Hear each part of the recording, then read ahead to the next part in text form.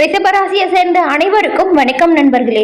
நாம இன்னைக்கு இந்த பதிவுல எதை பத்தி பார்க்க போறோம் அப்படின்னு சொன்னா, ரிஷபராசி அன்பர்களுக்கு இந்த சித்திரை மாதம் ஏற்படுத்தக்கூடிய பலன்கள் எப்படி அமைய போகுது, கிரக நிலை மாற்றங்கள் மூலம் உங்களோட வாழ்க்கையில அமையக்கூடிய பலன்கள் என்ன, அதாவது நீங்க என்ன விஷயத்துல கவனமா இருக்கணும், ஒரு சில விஷயத்தை நீங்க தவிர்ப்பதன் மூலம் நல்ல ஒரு முன்னேற்றத்தையும் அடைய முடியும். இவ்வளவு நாள் பட்ட கஷ்டங்களுக்கு பலனாக இந்த சித்திரை மாதம் புது வருடம் அமையுமா அமையாதா, இது பத்தின முழுமையான தகவலையுமே உங்களுக்காக இந்த பதிவுல நாங்க சொல்லியிருக்கோம். இந்த பதிவு ரிஷபராசி அன்பர்கள் பயன்பெறும் வகையில இருக்கும், அதனால ஸ்கிப் பண்ணாம முழுமையா பாருங்க.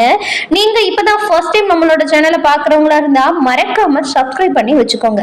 ரிஷபம் ராசி அப்படிங்கிறது இந்த சுக்கிர பகவான அதிபதியா கொண்டிருக்கக்கூடிய ஒரு ராசி. இந்த ராசியில கிருத்திகை முதல் பாதம், ரோஹிணி, மிருகசீரிடம் 1, 2ஆம் பாதம், இந்த 3 நட்சத்திரங்களுமே அடங்கியிருக்கு.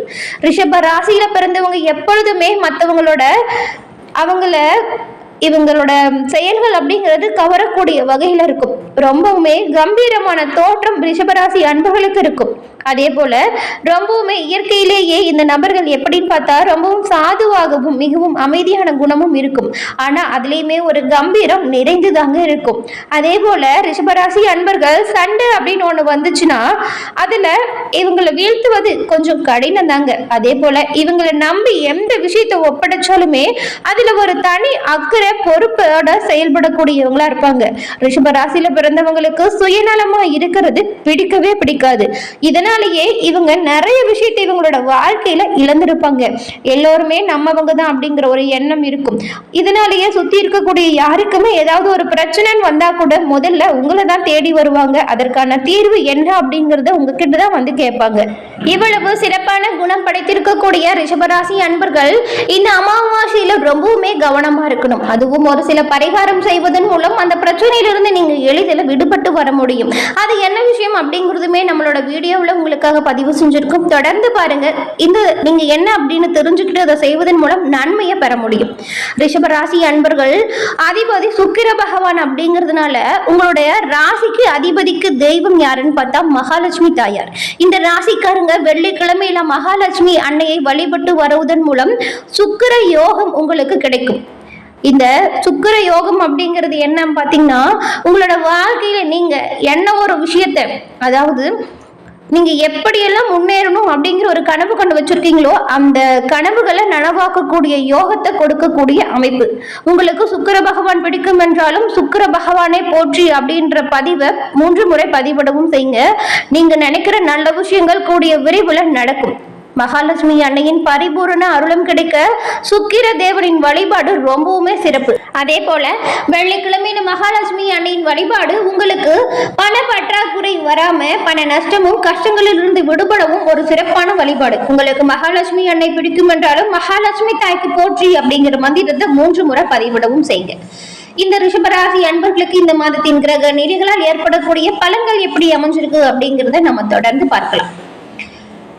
விசுவாவசு வருடம் தமிழ் புத்தாண்டுல இந்த சித்திரை மாதம் இப்ப பிறந்திருக்கு. இந்த சித்திரை மாத கிரக நிலைகளை ஆராய்ந்து பார்க்கும் பொழுது மாத தொடக்கத்தில் உங்களோட ராசிநாதன் சுக்கிர பகவான் உச்சம் பெற்று இருக்கிறார். மேலும் குருவோடு பரிவர்த்தனை யோகமும் பெறப்போகிறார். நீச்சம் பெற்ற புதனோடு நீச்ச பங்க ராஜு யோகம் இந்த ரிஷபராசி அன்பர்களுக்கு இந்த மாதம் உருவாகி இருக்கு. புத சுக்கிர யோகமுமே உங்களுக்கு இப்போ அமைஞ்சிருக்கு.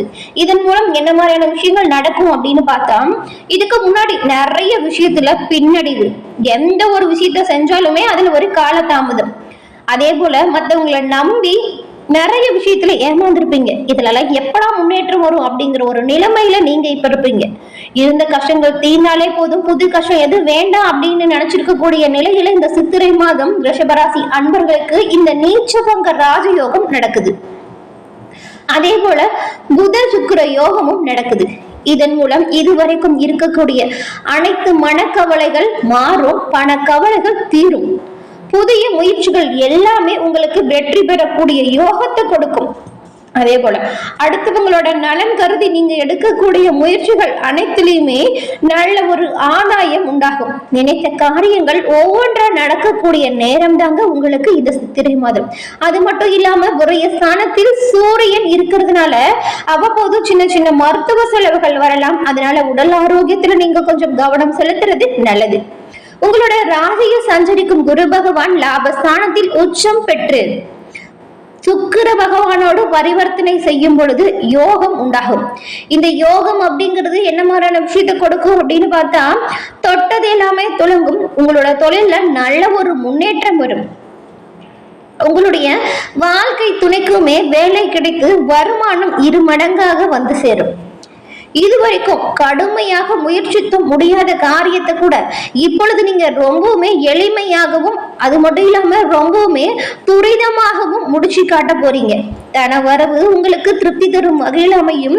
வெளிநாட்டு நிறுவனங்களில் இருந்து அழைப்புகள் வரும். வியக்கத்தக்க வகையில் ஒரு சில விஷயங்களுமே உங்களோட வாழ்க்கையில நடக்கும்.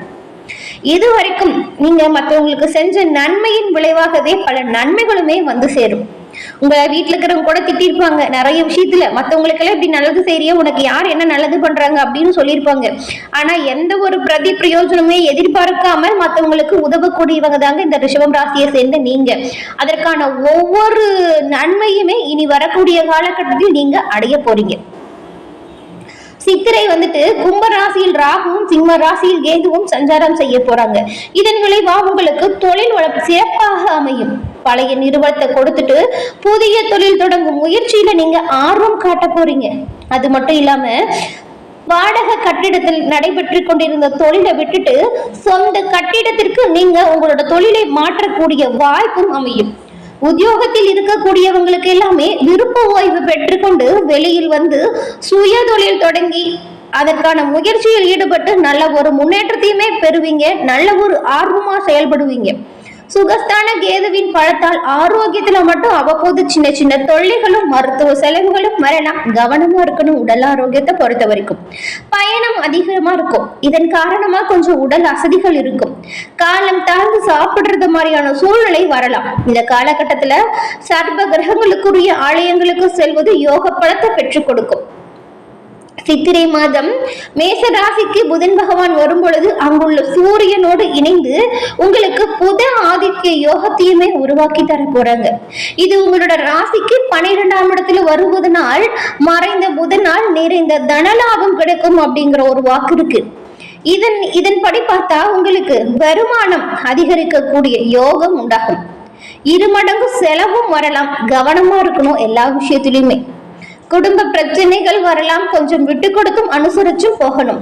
பெற்றோர் மற்றும் சகோதரர் வழியில ஏதாவது பிரச்சனைகள் வந்து மன அமைதியை குறைக்கலாம். இடமாற்றம் மற்றும் வீடு மாற்றம் செய்யக்கூடிய வாய்ப்பு உண்டாகும். மனக்குழப்பம் அதிகரிக்கும் நேரம் அப்படிங்கிறதுனால நீங்க எல்லா விஷயத்திலுமே கவனமாகவும் முன்னெச்சரிக்கையாகவும் செயல்படுவது சிறப்பான பலன்களை கொடுக்கும். குரு சஞ்சாரம் அப்படிங்கிறது சித்திரை மாத இறுதியில நடக்கும். அப்போ வந்து மிதுன ராசிக்கு குரு பகவான் வருவார். இந்த குரு பயிற்சியின் விளைவா அவரோட பார்வை பதியும் இடங்கள் எல்லாமே புனிதமடையும். இதன் மூலம் உத்தியோகத்திலுமே உங்களுக்கு நல்ல ஒரு முன்னேற்றம் வரும். இழப்புகளை ஈடு செய்ய புதிய வழி உண்டாகும். தொழில் மாற்ற சிந்தனை இருக்கும் கூட்டாளிகளை விலகிட்டு தனியா நீங்க சொந்த தொழிலை செய்யலாமா அப்படிங்கிற யோசனை கூட வரும். உங்களோட முயற்சிகள் வெற்றி கொடுக்கும். முன்னேற்ற பாதையில் குறுக்கீடுகள் அகலும். இந்த குரு பயிற்சி வரும் பொழுது வெளிநாட்டில் உள்ள நண்பர்கள் மூலம் நல்ல ஒரு அனுகூலமான தகவல் வந்து சேரும். உங்களோட முயற்சிகள் எல்லாமே வெற்றி பாதையை நோக்கியதான் இருக்கும். சொந்த தொழில தைரியமா நீங்க இப்ப ஈடுபடலாம். பொது வாழ்க்கையில உள்ளவங்களுக்கு இந்த காலகட்டம் அப்படிங்கிறது ஒரு பொன்னான காலகட்டமா அமைஞ்சிருக்கு. வியாபாரம் மற்றும் தொழில் செய்யக்கூடியவங்களுக்கு உங்களுடைய கூட்டாளிகளால் நன்மை உண்டாகும். உத்தியோகத்தில் உள்ளவங்களுக்கு நல்ல ஒரு இடமாற்றங்கள் இனிமையை கொடுக்கக்கூடிய தகவலை கொடுக்கும். கலைஞர்களுக்குமே கை நழுவி சென்ற வாய்ப்புகள் கைகூடி வரும். மாணவ மாணவிகளுக்கு படைப்பு விஷயத்துல ஆர்வம் கூடும். பெண்களுக்கு குடும்ப சுமை கூடினாலுமே தன்னம்பிக்கை அதிகமா இருக்கும். ஆடை ஆபரண சேர்க்கை உண்டாகும். இந்த மாதத்துல ரிஷபராசி அன்பர்கள் எந்த விஷயத்துல எல்லாம் கவனமா இருக்கணும் அப்படின்னு பார்த்தா, உடல் ஆரோக்கியத்தை சீரா வச்சுக்கணும். அதே போல எல்லா விஷயத்திலுமே முன்னெச்சரிக்கையாகவும் கவனமாகவும் செயல்படணும்.